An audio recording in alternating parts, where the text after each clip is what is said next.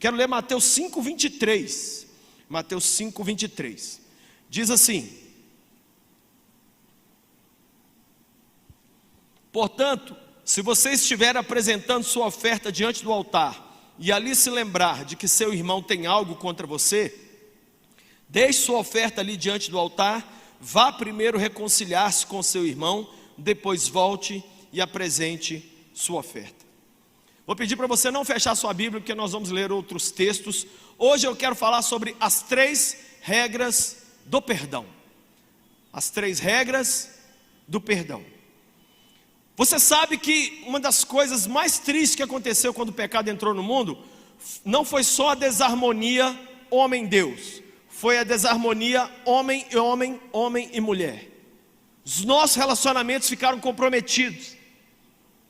Não era, gente, para nunca ter acontecido o que a gente viu essa semana lá em Israel. Você sabe o que aconteceu em Israel? 2 irmãos brigando, Ismael e Isaac, 2 filhos de Abraão, um jogando bomba no outro.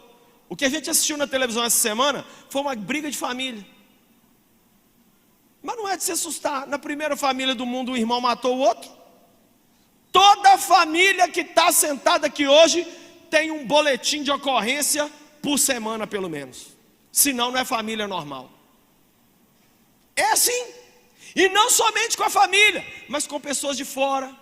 Briga com o vizinho, briga com o patrão, briga com gente na escola, briga com gente do trabalho, briga com gente na internet, briga com gente de todo lado. Quando o pecado entrou, as relações muitas vezes se tornaram irreconciliáveis, insuportáveis, insuportáveis. E hoje nós vivemos isso. Só que quando nós entregamos a vida para Jesus, Jesus convida a gente para viver uma nova relação, não somente com Ele, mas com as pessoas. Ele convida a gente para viver uma relação assim como a Trindade se relaciona. Você sabe como é que a Trindade se relaciona? O Pai vive para honrar o Filho, o Filho vive para honrar o Pai. O Espírito Santo, o único assunto dele é o Filho e o Pai. E o Pai enviou o Filho e enviou o Espírito Santo. Os 3 não estão em competição, os 3 estão em harmonia. São um único Deus que se manifestou à humanidade de 3 formas diferentes. A melhor comparação que tem é a água. A água você tem ela no estado sólido, líquido e gasoso, mas é tudo H2O. Então Deus Pai, Deus Filho, Deus Espírito Santo, não tem concorrência. Não tem assim, tá falando muito de Jesus. Pai, o Espírito Santo falando com o Pai. Pai, tá demais. O povo só está falando de Jesus lá na igreja. Não existe isso. Cristo quer trazer a gente agora para o nível de convivência que a Trindade tem. Qual é o nível de convivência que a Trindade tem? De um honrar o outro, de um melhorar o outro, de um elogiar o outro, de um curtir o outro. E para isso nós precisamos aprender a perdoar. Eu quero falar um pouco hoje sobre perdão, porque essa pandemia não feriu só corpos, essa pandemia não produziu só óbitos, essa pandemia também está produzindo muita gente entristecida com muita gente. Muita gente está se sentindo esquecida. Muita gente está dizendo: começou o problema, cadê meus parentes? Cadê meus amigos? Cadê o povo da igreja que dizia que somos todos assim bem ajustados? Cadê o povo que era corpo? Sumiu. E eu agora estou sozinho. E as pessoas estão tristes. E nós já não temos tendência de culpar os outros, né? Nós não herdamos isso de Adão e Eva de jeito nenhum. Gente, a prova, mulher, que você é filha de Eva, é que você levanta pela manhã, você fala: é o homem que tu me deste.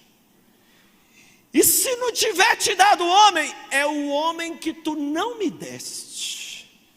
Porque se tivesse me dado, eu não estava vivendo o que eu estou vivendo. E o homem?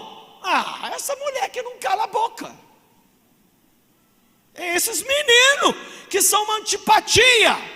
Fica me pedindo iPhone 12, não sabe o que é ralar para comprar um celular velho.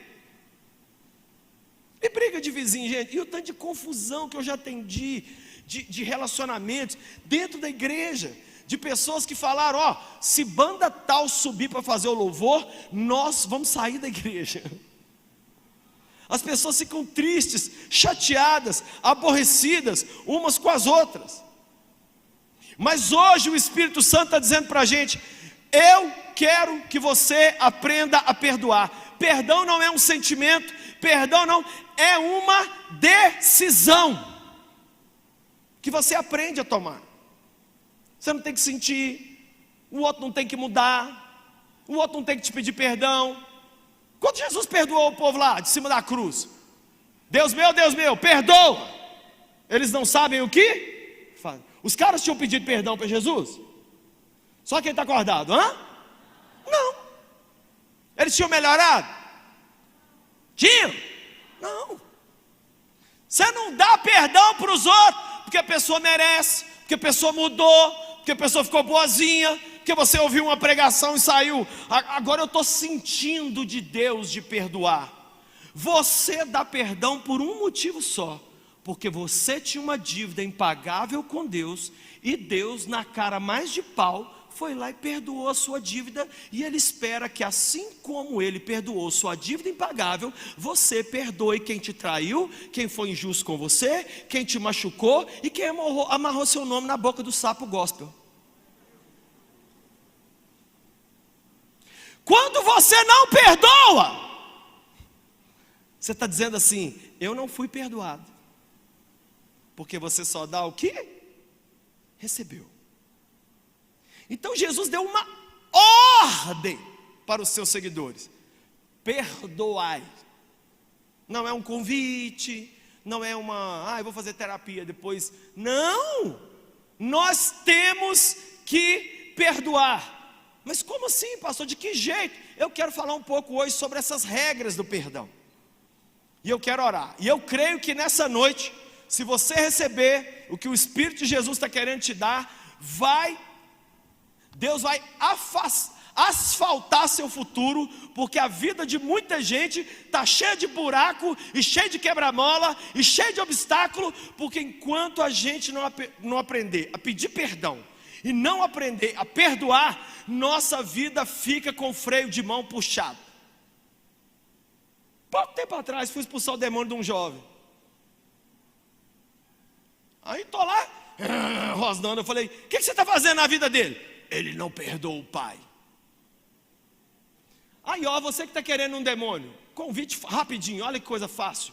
Não precisa gastar dinheiro com farofa, não precisa nada. Faz só uma coisa: guarda rancor. Quando você guarda um rancor, um ressentimento, um ranço, Satanás fala assim: está me convidando. É top, né? Ai não, mas você não sabe, Lucinho, o que eu vivi. E você não sabe o que eu já fiz de ruim para os outros, e tive que pedir perdão. E nem o que os outros já fez de ruim por mim, e eles tiveram que vir me pedir perdão. Gente, se um pregador pudesse dar um play no telão aqui e falar assim: assiste 5 minutos do trailer da minha vida aqui, para vocês entenderem quem está pregando. Porque tem gente que acha que a gente baixou o esboço de sermão do Google e está pregando. Irmão, você não está entendendo nada. Só em 2016 Jesus me deu uma lista de 40 nomes e falou: vai atrás de um por um e pede perdão. Tinha gente no Rio de Janeiro, eu peguei avião, fui no Rio, desci, fui lá na casa do cara, pedi perdão, ainda tomei esculhambo e voltei para casa. Está falando alguém aqui que sabe o que é pedir perdão, e que sabe o que é ter que dar perdão. Alguém que já foi muito perdoado. Eu e a Paty, gente, por que nós estamos há 27 anos casados? As pessoas são muito sonsas. Vocês são um casal modelo. Modelo de quê?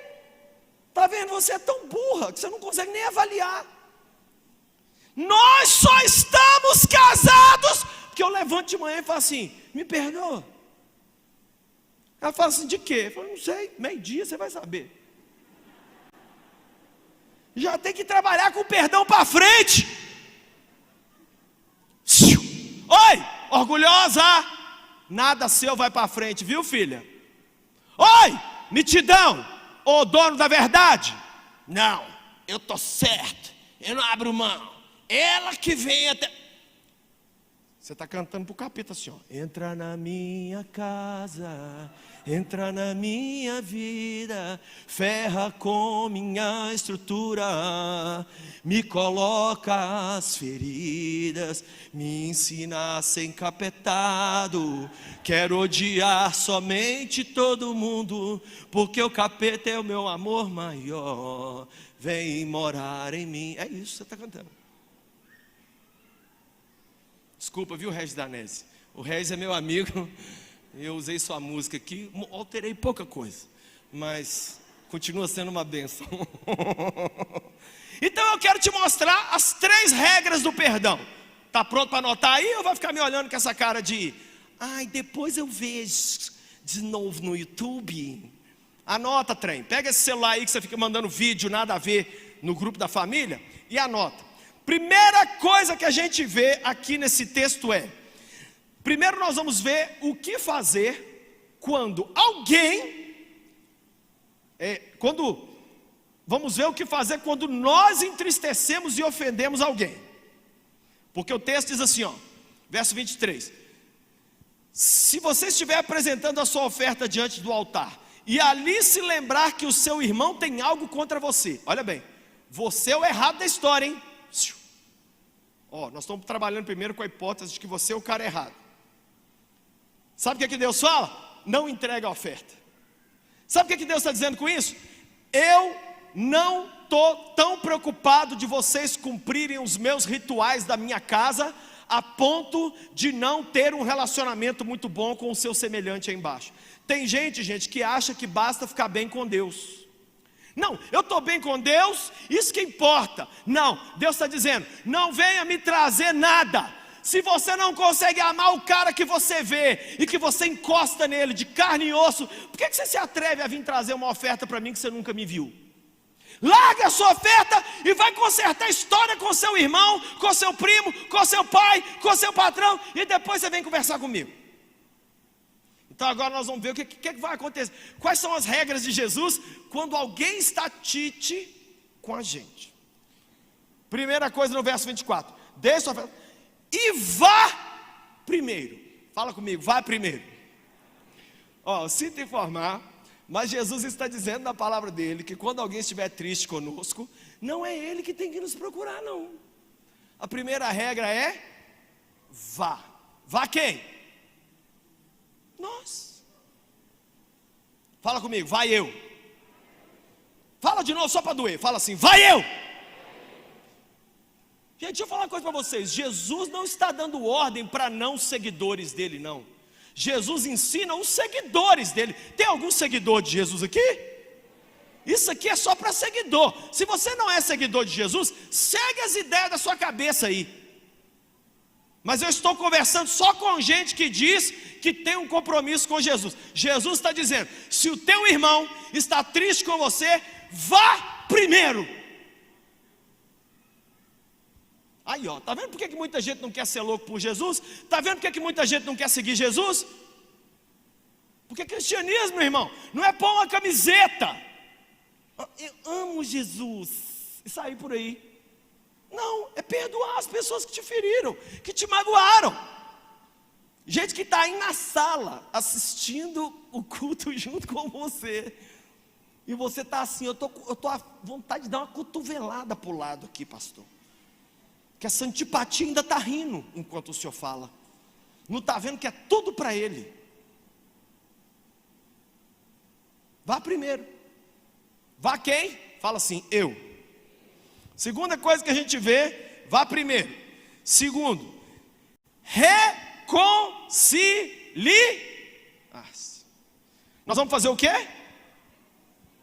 Nós não vamos jogar na cara, nós não vamos brigar de novo, nós não vamos dizer que a pessoa é um sem noção, nós não vamos justificar nosso erro, nós não vamos acusar, nós não vamos mostrar superioridade, nós não vamos, nada disso. Qual é o objetivo de procurar a pessoa, gente? Reatar, reconciliar.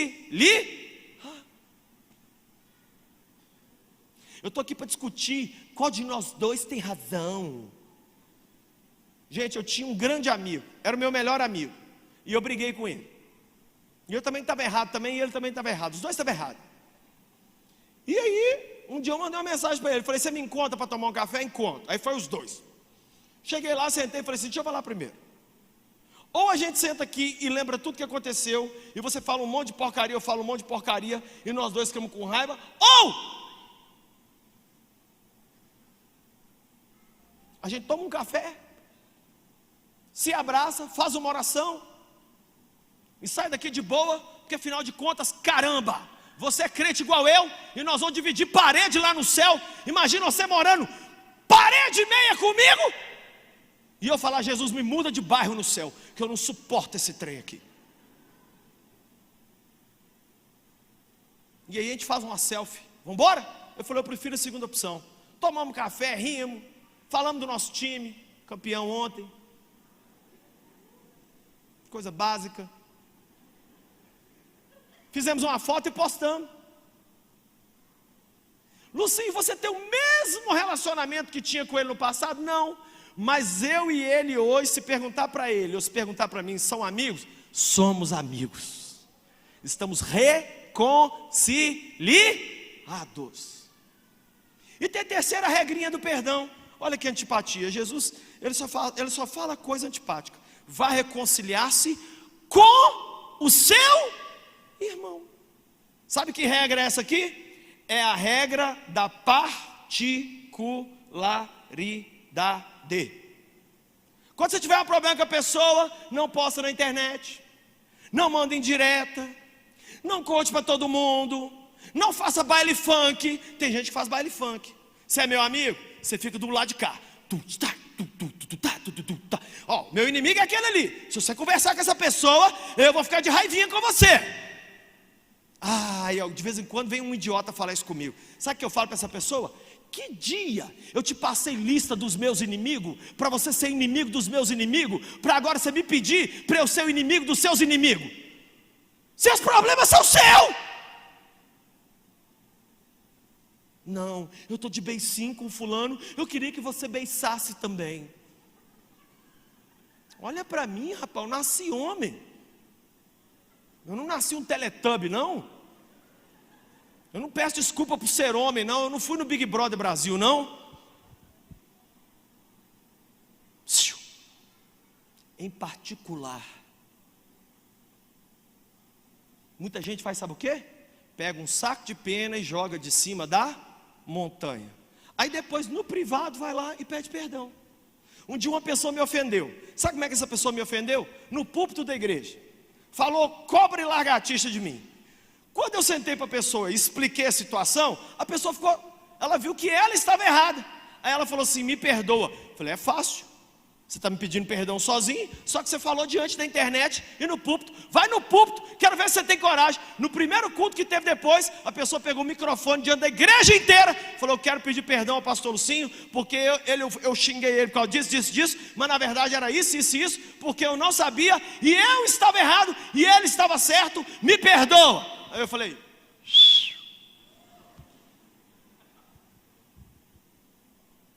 que a gente acerta com a pessoa. Tipo, eu brigo com esse menino aqui, mas depois eu não saio falando para as pessoas que eu acertei minha vida com ele, não.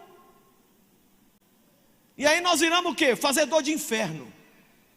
Fazedor de inferno. Aí como é que o texto termina, gente? Olha o verso 24. Aí você vai lá e apresenta a sua oferta. Sabe o que Deus está dizendo para mim? Espiritualidade para mim, antes de ser na vertical, tem que ser na horizontal. Acerta primeiro o babado aqui nessa linha, para depois você vir posar de decovas névias churemicantas comigo. Não, Deus, eu peço perdão só para o Senhor e tá bom. Não tá bom.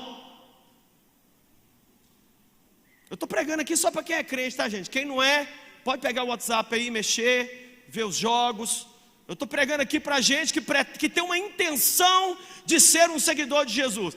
Se o texto ficar muito pesado para você, toma uma água, faz um xixi, volta no apelo, Mas eu estou falando aqui, Bíblia. Se eu estiver acrescentando alguma coisa, que alguém levanta a mão, falou, pastor, desculpa, você está lendo aí é no Velho Testamento, isso aí não tem que cumprir mais. Mas aqui que eu estou lendo aqui, gente, é o Sermão da Montanha, onde Jesus, o novo Moisés, estabelece as novas regras do reino de Deus, regras que são válidas até hoje.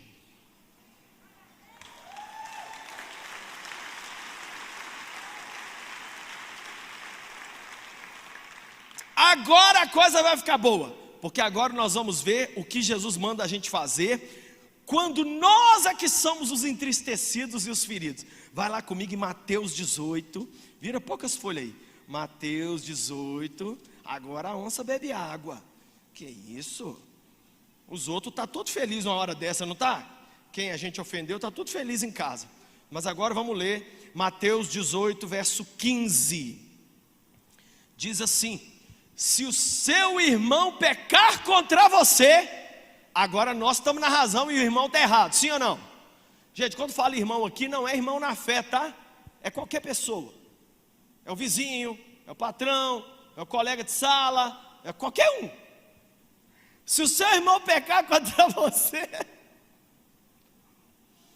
vá!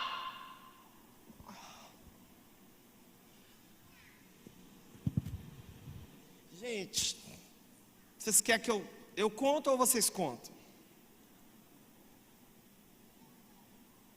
Estando você certo ou errado na história, Jesus espera que os seguidores dele é que tomem a iniciativa de reconciliar.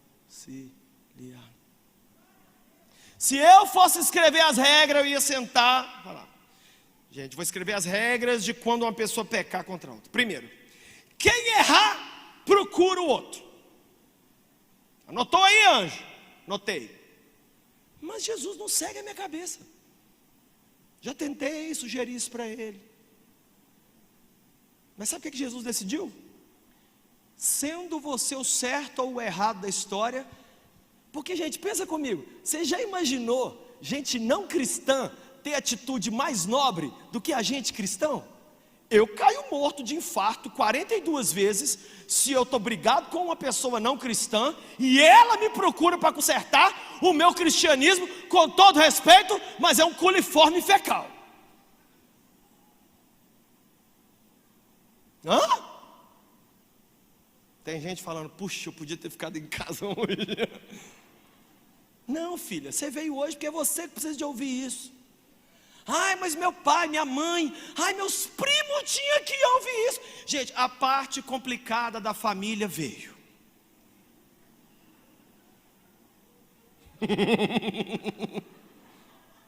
Tem gente que está assim.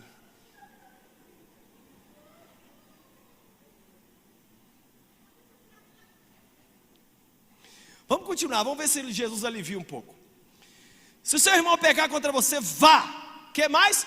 A sós com ele. Ele repete a terceira regrinha, que é qual? Particularidade. Não, gente, é a mesma coisa de tomar banho em público.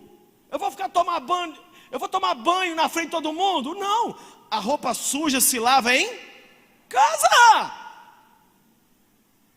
Em casa. Por quê, gente? Se é roupa suja, pode machucar outras pessoas. Hoje eu estou triste porque a internet virou o confessionário do povo. Como as pessoas não têm amiga, elas vão no Twitter, vão no TikTok, vão no Instagram, e eles colocam as frustrações com homens e mulheres de Deus, com todo mundo lá, ao invés de procurar a pessoa e falar assim, olha, eu estou aqui, eu quero consertar com você, mas isso assim me ofendeu, vamos resolver? Continua lendo aí o verso 15. Vá a sós com ele, mostrar-lhe o erro, e se ele o ouvir, você ganhou o seu irmão. Qual é o objetivo do encontro? Ganhar o irmão. Ganhar o irmão. Agora continua lendo. Tem uma diferençazinha só de um para o outro. Mas se ele não ouvir, verso 16, leve consigo mais um ou dois outros, de modo que qualquer acusação seja confirmada pelo depoimento de 2 ou 3 testemunhas. Vou resumir para vocês a ópera até agora. Olha para mim, o negócio é o seguinte: Quando uma pessoa está triste com você, ou quando você está triste com uma pessoa, as 3 regrinhas do perdão são: primeiro, o cristão vai procurar outra pessoa, seja ela quem for, cristão também, não cristão, é o cristão que vai, está nele certo ou errado. Segundo, vai a sós, não é para espalhar isso para o mundo inteiro. E terceiro, vai com o espírito de reconciliação, vai para ganhar o seu irmão. A única diferença que Jesus colocou de um caso para o outro é: quando você está triste com alguém e você procurou esse alguém a sós para reconciliar e a pessoa não quis, Jesus libera você para levar uma outra pessoa com você, para servir de interlocutor, de intermediador, para ver se consegue resolver. Quem está entendendo o que eu estou falando aqui? E se essa pessoa não conseguir unir vocês dois, aí você vai ver aí no verso 17, que é para fazer, sabe o quê? É para contar para a igreja: igreja, tem uma pessoa, que essa pessoa está querendo me matar, está querendo me prejudicar, tal, eu sentei com ela, tentei reconciliar, não teve jeito, levei o pastor fulano de tal, levei a irmã fulano de tal, não teve jeito. Então, igreja, aí a igreja vai tentar, é o último passo. Se a igreja não conseguir, Jesus fala uma frase muito forte. Jesus diz assim: considere-o um publicano, considere-o uma pessoa que não tem uma aliança com Deus. Jesus diz exatamente isso. Gente, nessa noite nós precisamos começar a colocar em prática as regras do perdão. Nós não podemos ficar assistindo os nossos relacionamentos irem deteriorando. Os casamentos estão fazendo, sabe o que, gente? Eles estão entrando em coma, para depois as pessoas procurarem a gente. Gente, não faz isso.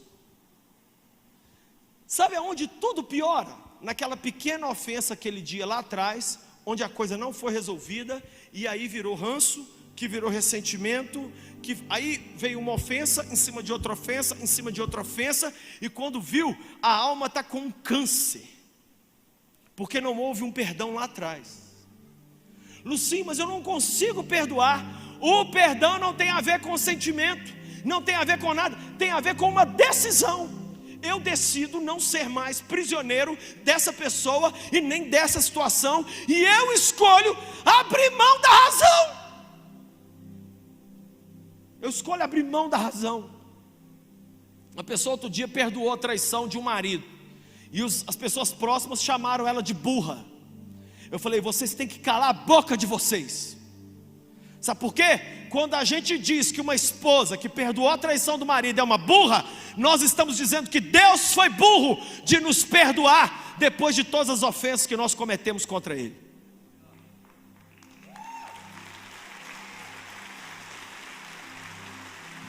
As pessoas são muito engraçadas.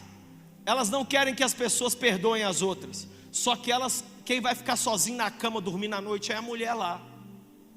Qualquer casal que me procura, gente, com qualquer problema, sabe o que eu falo para qualquer um? Tenta perdoar um ao outro e voltar a ficar junto. Você tem inimigos? Fala com Deus. Gente, vou falar a frase mais importante do sermão agora, prepara. Todos os seus relacionamentos podem dar errado, mas não por culpa sua, e sim pela dureza do coração do outro. Anotou? Se você não anotou essa aí, você vai esquecer. Você tem que esgotar você tem que, até um divórcio, até uma coisa assim, não, fulano realmente vai ser meu inimigo, mas você tem que deitar à noite e dizer assim: eu fiz o que Jesus mandou. Foi a dureza do coração do outro que não deixou o milagre da reconciliação acontecer.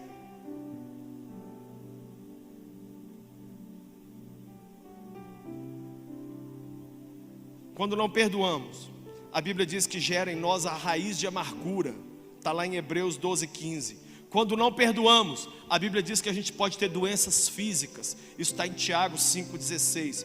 Quando não perdoamos, a Bíblia diz que prosperidade pode ser barrada e projetos e sonhos podem ser amarrados. Está lá em Provérbios 28:13. Quando não perdoamos, perdemos o perdão do próprio Deus.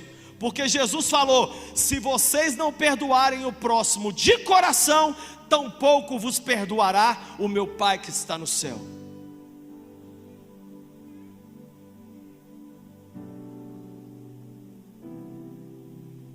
Conclusão: o mais difícil, gente, é perdoar as pessoas próximas. Não é difícil perdoar a gente que te xinga pela internet, não. Nem te conhece. O difícil é perdoar pessoas que você confiava e amava, que você contou segredos, que você dividiu sua vida, seu amor. Mas nessa noite Deus está dizendo que é para esse. A Bíblia diz que nós devemos suportar uns aos outros. Na nossa vida cotidiana nós temos que colocar essas 3 regras em prática todos os dias. Eu não sei vocês, gente, mas todo dia ou eu tenho que pedir perdão para alguém, ou eu tenho que perdoar alguém, mesmo que esse alguém não tenha me pedido perdão. Todo dia. Sabe como é que você tem que dormir à noite? Toda noite você tem que dormir e fazer uma análise assim: tem gente que não me ama? Tem gente que tem raiva de mim? Tem. Mas eu tenho ódio guardado contra alguém? Não. Então você dorme o sono do justo. Quem entende o que eu estou falando aqui? Deus está dizendo para nós hoje que nós precisamos consertar. Olha essa frase aqui do George Herbert: aquele que não pode perdoar destrói a ponte sobre a qual ele mesmo um dia deve passar. Olha essa frase famosa do Malachi McCourt: guardar mágoas e ressentimentos é como tomar veneno, esperando que a outra pessoa morra. Olha essa frase aqui do pastor Fábio Damasceno, amigo nosso lá do Rio de Janeiro: não há opção para o cristão, é preciso perdoar e pedir perdão sempre. E podemos fazer isso mesmo sem ter vontade. Eu escolho perdoar, mesmo sem querer e mesmo ainda estando machucado. O processo do perdão passa por 2 etapas: a do milagre e a da obediência. Mas primeiro eu obedeço, para depois eu ver o milagre.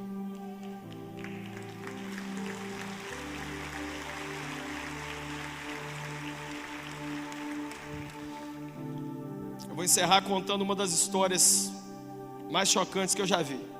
Está no meu livro, Loucos por Jesus. Tinha uma mulher na Holanda, em 1942, chamada Corrie ten Boom. Essa mulher holandesa, ela e a irmã e o pai. E eles eram cristãos. E eles resolveram guardar judeus escondidos dentro da casa deles.